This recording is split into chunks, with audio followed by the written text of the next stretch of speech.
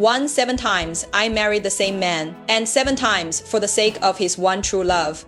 My husband divorced me. The first time we married, he told me, for the rest of my life, I will love only you. But whenever she came back to town, his tune would change. Can't you be more understanding? Do you really want Avery to be branded a homewrecker? The first time we divorced, I slit my wrists in a desperate attempt to keep him. They rushed me to the hospital, but he never came, not once. The third time, I debased myself, applying for a job as his assistant, just for the chance to see him more often. Be the 6th time, I had learned to pack my things quietly and move out of our home without a fight. My hysteria, my retreats, my quiet compliance. All of it earned me his punctual remarriages and his predictable betrayals. Until this time, after getting word that his precious Avery was returning, I was the one who handed him the divorce papers. He set a date for our remarriage, just like all the other times, but he didn't know. This time, I was leaving for good 2 Avery's back. We should get a divorce. I slid the signed papers across the table to my husband, Julian Croft, for a moment. He looked stunned, but he recovered quickly, signing his name with a practiced ease. This was the first time I had initiated it, but he still made the same casual promise he always did. She'll be gone in a month. We'll get married again then. In the past, those words would have sent me spiraling, desperate for more reassurance. I would have demanded he swear an oath, sign a contract, but this time, I felt nothing. No desire to respond at all. Gemma, are you listening to me? Julian's brow furrowed, clearly annoyed by my silence. I had to force a nod. Yes. My hands didn't stop moving, folding clothes and placing them neatly into a suitcase. Julian always kept his word about remarrying me. He was known in his industry for his integrity. That much was certain. It was almost as if we weren't a husband and wife, but 2 parties in a contract, periodically terminating and renewing our agreement. The marriage and divorce certificates were just paperwork. 2 a year every year to date. I had signed 12. I remembered on our wedding day, he promised he would never be unfaithful during our marriage. And he had kept that promise. After all, once we were divorced, he was free to be with whomever he wanted. The only cost was my reputation.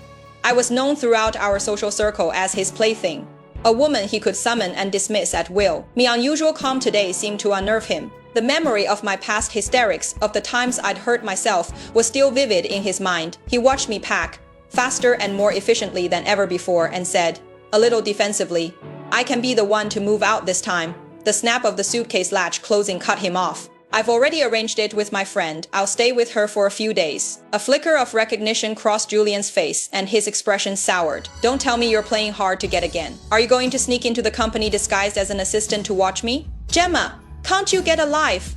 Are you really that incapable of living without a man? I understood his subtext perfectly. He just didn't want me showing up at his office and disturbing his precious time with Avery. She was only in town for a short while after all, and he wanted her by his side, in her role as his special assistant. After our second divorce, I had successfully applied for that assistant position. I had walked into his office holding his favorite latte, my heart full of hope. I found him locked in a passionate kiss with Avery, who was sitting on his lap. I lost control and attacked her. Julian slapped me so hard I fell to the floor. A crowd of employees gathered outside the office, gawking at the spectacle. They all thought I was still the CEO's wife, and their gazes on Avery were filled with contempt. To protect Avery's reputation, Julian ignored my tearful pleas, snatched my purse, and dumped its contents onto the floor. The deep red of the divorce certificate was like a gaping mouth, screaming the truth of our relationship to the entire world. From then on, every time we divorced,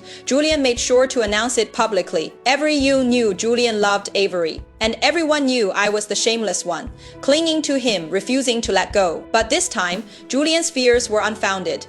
I picked up my suitcase without hesitation. Don't worry, I won't bother you again. He eyed me with suspicion, but as I opened the door and stepped out, he called after me, a hint of urgency in his voice. We're getting remarried on the 13th of next month. Don't you forget. I froze for a second. What a coincidence. The 13th was the day I was leaving the country. 3 with Avery back. Julian didn't think of me once, just as he'd promised. And I, for my part, broke my old obsessive pattern of tracking his every move, of trying to intercept him at every possible location. Instead, I settled into a blissful routine with my best friend, Maya, filled with late-night food runs and cheap beer. The days flew by, with only 20 days left before my departure. Maya and I were waiting for our food at a restaurant when Julian and Avery walked in. He had his arm around her waist, and they were laughing, looking like a perfect couple. Gemma. Julian's eyes found me immediately. Avery wrapped her arms around his neck, her smile sickeningly sweet. Gemma, what a coincidence. You're here for dinner too. When she saw my gaze land on her, Julian instinctively stepped in front of her, shielding her. I knew he thought I was going to lunge at her, just like I had before. But not only did I not move, I actually held back Maya, who was ready to fight on my behalf. I managed a nonchalant smile. Yeah, what a coincidence. Sensing my submission, Avery's smile widened. So sorry, Gemma, but Julian promised to book the entire restaurant just for me tonight. You'll have to find somewhere else to eat. She tugged on his arm, her voice a saccharine whine. Isn't that right, Julian? You have to say something, or Gemma will think I'm targeting her on purpose. For a split second, as his eyes met my calm gaze, Julian hesitated, but then he nodded at me. He didn't say a word, but his silence was more cutting than any insult. Maya started to roll up her sleeves, but I gently pressed her arm down. It's fine, we can go somewhere else. Somewhere else. Somewhere without Julian. Me departure was so close. I didn't want to waste any more time on pointless arguments with my ex-husband. As a good ex, shouldn't I just treat him as if he were dead? The restaurant manager, sensing the situation, rushed over to fawn over the couple. You two are so lovely together, it's truly enviable. At his words, Julian's gaze shifted to me, a complex mix of worriness and curiosity. He seemed to be waiting for me to say something. But I just took Maya's hand and stood up to leave, pretending I hadn't heard a thing. Julian was clearly not expecting my lack of reaction. He stared at my retreating back, lost in thought. Avery had to call his name several times, her voice growing impatient, before he finally, reluctantly, tore his eyes away. For I thought the encounter at the restaurant would be my last with Julian before I left. But on the evening, I officially resigned from my position as his assistant. He sent me a video call request. This was so unprecedented that I had to fight the urge to decline, instead answering with audio only. His voice was laced with annoyance. Why just audio? I'm not wearing any makeup, I said, the excuse tasting like ash in my mouth. It was a foolish thing to say, implying I still wanted to look good for him. As I expected, he chuckled, his mood instantly lifting. We've been married long enough. Is there any version of you I haven't seen? His flirtatious tone made my skin crawl. What do you want? I asked, my voice cold. He sensed the shift immediately, his lazy posture straightening. Art told me you resigned. I did, I said, offering no explanation. Silence hung between us. He tried to make a joke, but it sounded forced. It's for the best, I guess. You had a perfectly good life as the CEO's wife, and you chose to be an assistant. Talk about making things hard for yourself. Not that you were ever in the office much anyway, and I still had to pay you every month. The whole company knew you were only there because of me. They all said I was playing favorites. I cut him off, my patience-wearing thing. Don't you need to be with Avery? He muttered under his breath. It's not like there's anything serious between us. Nothing to be with. Then he fell silent, as if suddenly remembering that I was just his ex-wife too. A wave of guilt seemed to wash over him. About the divorce. I'm sorry. I was just worried that if we stayed married, people would talk about Avery. I nodded. Avery shouldn't be subjected to gossip, so I should be the one to become a laughingstock, the butt of every joke in our circle. If there's nothing else, I'm hanging up. Wait, he said, his voice urgent. The 12th is our anniversary. There's a concert, The Remnants. I know you want to go. I'll take you. We'll go together. Okay. For a fleeting moment, I was tempted to tell him the truth. But before I could speak, Avery's voice drifted from his end of the line. Julian, honey, I forgot my towel. Can you bring it to me? He didn't answer right away, just stared at my name on his phone screen, clearly torn. Go on, I said, my voice flat. He slowly got up, but he didn't put the phone down. Gemma, wait for me. I'll be right back. He walked towards the bathroom. And then, just as I expected, I heard the sound of them kissing, a muffled grunt from Julian, and the bathroom door slamming shut. He hung up, a bitter smile on my face. Just then, Maya burst in, excited about a night out at a club. Without a second thought, I put my phone down and linked my arm with hers. There were so many other things in the world that could make me happy. I had been blind for so long. Why waste another moment of my life on a man who was already in my past? 5 days without Julian passed in a blur. Before I knew it, my departure was just a few days away. I hadn't seen him, but I'd heard from Maya that he and Avery had had a massive fight. He'd even stormed out of a gala, leaving her humiliated.